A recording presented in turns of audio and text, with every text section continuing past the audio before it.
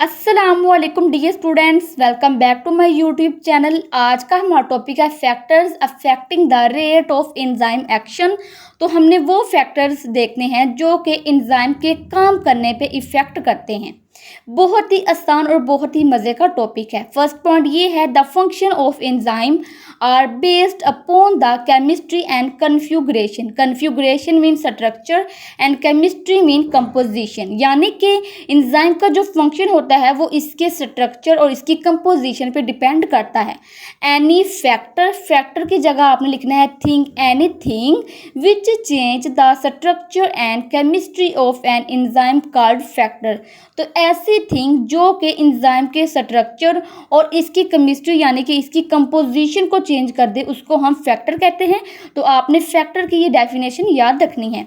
अगर देखा जाए तो सबसे पहला फैक्टर हमारे पास है एंजाइम कंसंट्रेशन। तो जितनी एंजाइम की मिकदार बढ़ेगी उतना ही केमिकल रिएक्शन जो है वो भी बढ़ेगा।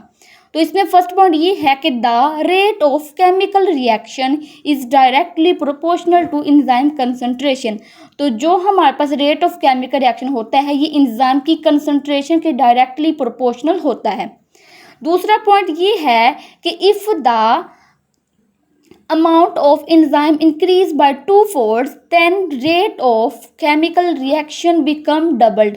तो जब हम एंजाइम की मिकदार को 2 फोल्ड्स इंक्रीज करेंगे तो इससे जो केमिकल रिएक्शन है वो भी डबल हो जाएगा। तो इससे हमें पता चलता है कि जो रेट ऑफ केमिकल रिएक्शन है ये एंजाइम की कंसंट्रेशन के डायरेक्टली प्रोपोर्शनल होता है। By increasing the amount of enzymes, then increase in the number of active sites। यानी कि जब enzymes की अमाउंट बढ़ेगी तो इससे active sites के नंबर में भी इजाफा होगा। More active site will convert more substrate into products at a given time period। तो जब active site के नंबर में इजाफा होगा तो इससे ज़्यादा substrate ज़्यादा products के अंदर कन्वर्ट होंगे और ये सारा काम given time period के अंदर होगा। तो स्टूडेंट्स, एंजाइम कंसंट्रेशन में हमने ये स्टडी करा कि जब एंजाइम की कंसंट्रेशन में इजाफा होगा तो इससे जो रेट ऑफ केमिकल रिएक्शन है ये भी इंक्रीज हो जाएगा, यानी कि ये दोनों एक दूसरे के डायरेक्टली प्रोपोर्शनल होते हैं।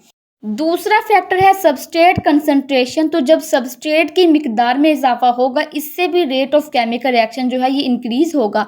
सबसे पहले हमारे पास है at low concentration by increasing the substrate concentration reaction will increase. तो लो कंसंट्रेशन पे जब सबस्ट्रेट की मिकदार में इजाफा होगा तो इससे रेट ऑफ केमिकल रिएक्शन है ये भी इंक्रीज हो जाएगा।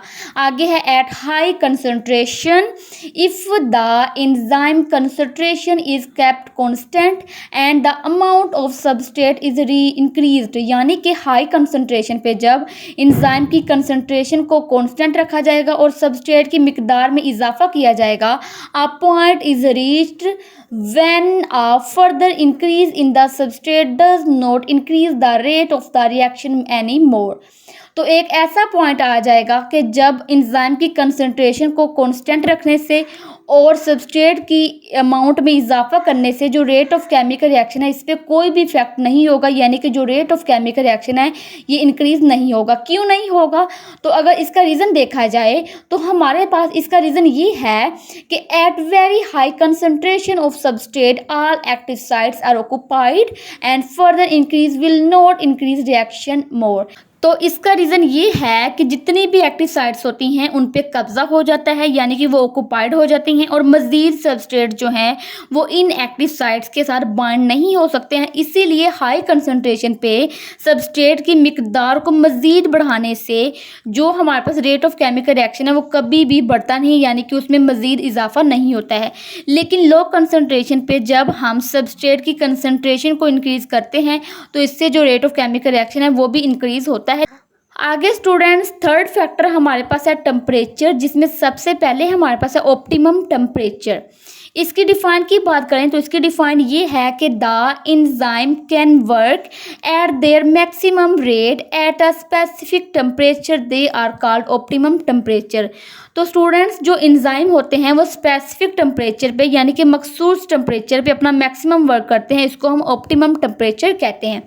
अगर इसकी एग्जांपल की बात करें तो इसमें ये है कि for enzyme of human body 37 centigrade is the optimum temperature.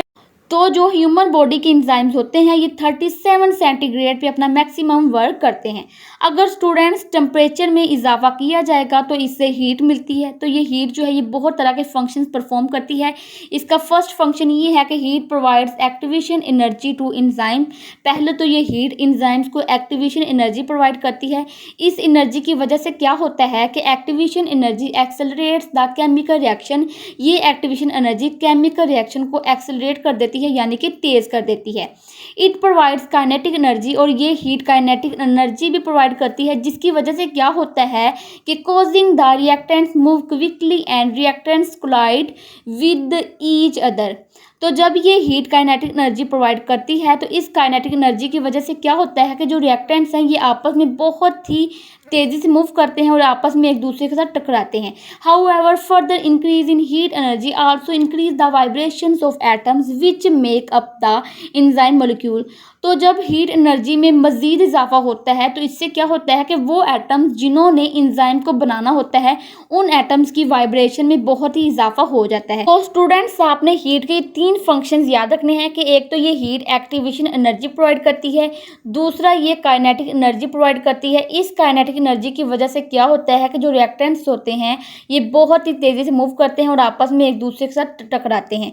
और तीसरा आपने इसका फंक्शन ये याद रखना है कि जब हीट एनर्जी में मज़ीद इजाफा होता है तो इससे एटम्स की वाइब्रेशन में भी इजाफा हो जाता है। आगे स्टूडेंट्स हमारे पास है डीनेचुरेशन यानी कि एंजाइम के स्ट्रक्चर का खराब हो जाना, इसको हम डीनेचुरेशन कहते हैं। When vibrations of atom become too violent, तो जब एटम्स की जो वाइब्रेशन है ये बहुत ही ज़्यादा बढ़ जाती है, the globular structure which is essential for proper functioning of enzyme is lost, it called denaturation. यानी कि जब एटम्स की वाइब्रेशन जो है ये बहुत ही बढ़ जाती है तो एंजाइम का वो ग्लोबुलर स्ट्रक्चर यानी कि एंजाइम का वो गोल सा स्ट्रक्चर जो कि इसकी प्रॉपर फंक्शनिंग के लिए बहुत ही ज़रूरी होता है, ये ग्लोबुलर स्ट्रक्चर जो है ये ख़राब हो जाता है, इसको हम डीनेचुरेशन कहते हैं। तो आपने याद रखना है कि जब हीट एनर्जी में मज़ीद इजाफा होगा तो इससे एटम्स की जो वाइब्रेशन है इसमें भी इजाफा हो जाएगा, तो इससे जो एंजाइम का गोल सा स्ट्रक्चर है ये भी ख़राब हो जाएगा। फोर्थ फैक्टर है पीएच। इसकी डिफाइन ये है कि the enzymes work more effectively, efficiently की जगह लिखना है effectively, over range of narrow pH known as optimum pH. तो जो एंजाइम्स होते हैं ये नैरो पीएच पे बहुत ही इफेक्टिवली वर्क करते हैं और इस नैरो पीएच को हम ऑप्टिमम पीएच कहते हैं। इसकी एग्जांपल है pepsin work effectively at 2.00 pH. तो जिस तरह जो पेप्सिन है ये 2.00 पीएच पे बहुत ही इफेक्टिवली वर्क करता है। स्लाइटली चेंज इन पीएच यानी कि अगर पीएच में थोड़ा सा चेंज किया जाए तो इससे क्या नुकसान होगा। Slightly change in pH can change the ionization of the amino acids। तो pH में थोड़ा सा चेंज करने से एक तो अमाइनो एसिड्स की आयोनाइजेशन हो जाएगी और दूसरा है and also ionization of the substrate, और दूसरा सबस्ट्रेट की भी आयोनाइजेशन हो जाएगी।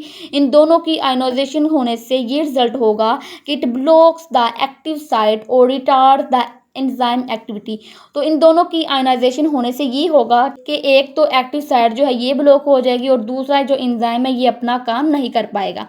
आगे है एक्सट्रीम चेंज इन पीएच, यानी कि अगर पीएच में बहुत ज़्यादा चेंज कर दिया जाए तो इससे क्या नुकसान होगा। Extreme change in pH it breaks the bond of enzyme. तो पीएच में बहुत ज़्यादा चेंज करने की वजह से एंजाइम्स के दरमियान में जो बॉन्ड है ये भी टूट जाएगा। It also destroy the globular structure of enzyme, और इस पीएच में बहुत ज़्यादा चेंज करने की वजह से जो एंजाइम का गोल सा स्ट्रक्चर है ये भी डिस्ट्रॉय हो जाएगा। तो स्टूडेंट्स ये था हमारे पास सिंपल सा topic factors affecting the rate of enzyme action. तो आपने इन चारों फैक्टर्स को एज अ शॉर्ट क्वेश्चन याद रखना है, और इसमें से जो शॉर्ट क्वेश्चन है slightly change in pH and extreme change in pH, ये दोनों टॉपिक्स ही एज अ शॉर्ट क्वेश्चन बहुत ही वीआईपी हैं। ओके जी, अल्लाह हाफिज़।